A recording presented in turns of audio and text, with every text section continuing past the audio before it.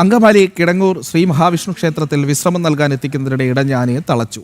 ഏറെ നേരത്തെ പരിശ്രമത്തിനൊടുവിലാണ് ആനയെ മയക്കുവെടി വെച്ച് തളച്ചത്.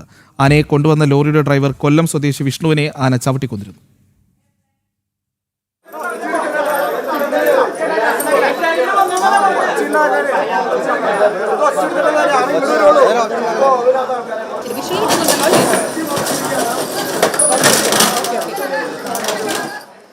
മയ്യനാട് പാർത്ഥസാരഥി എന്ന ആനയാണ് ഇടഞ്ഞത്.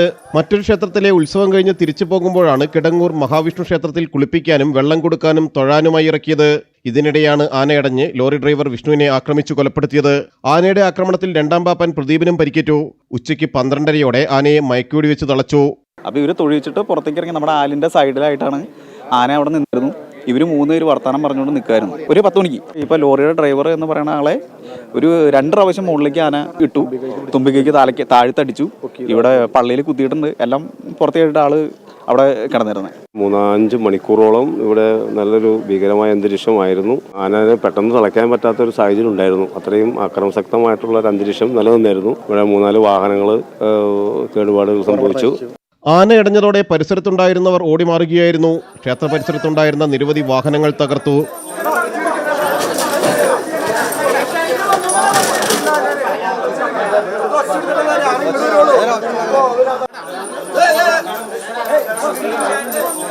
ഞങ്ങൾ വരുന്ന സമയത്ത് ഭയങ്കരമായിട്ട് ചാർജിങ് ആയിരുന്നു. സാധാരണ ഒരു ആന ചാർജ് ചെയ്യണേക്കാളും ശരിക്കും പറഞ്ഞു കഴിഞ്ഞാൽ ഒരു കാട്ടിൽ നിന്ന് ഇറങ്ങി വന്ന ഒരു ആന നമ്മളോട് ചാർജ് ചെയ്യുന്ന അതേ രീതിക്കായിരുന്നു ആന ചാർജ് ചെയ്തുകൊണ്ടിരുന്നത്.